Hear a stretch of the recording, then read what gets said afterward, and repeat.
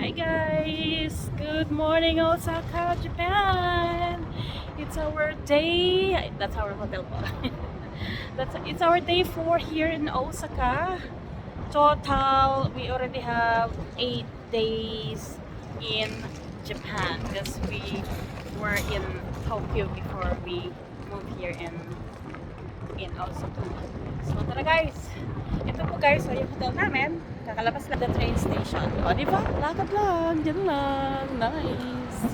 So, itinerary for today is para magkaroon kami ng magandang photoshoot wearing the kimono. So, pupunta kami ngayon ng studio kasi para mayroon kaming ma-frame sa bahay.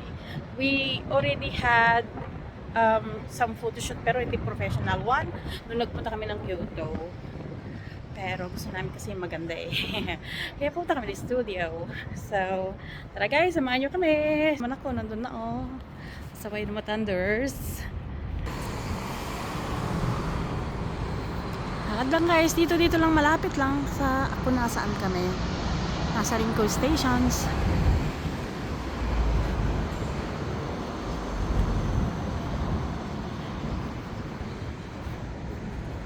Ayan guys, ang ganda ng building oh. Oh, di ba? Parang nandiyan nata yung photoshoot studio. Punta namin. Ayan guys, tanaw dito yung kaninang bulubundukin. Nice. Oh, di ba? So, tara ulit. Nandito ata kasi yung photoshoot studio. Banda ron guys, yung ating photoshoot studio na pupuntahan.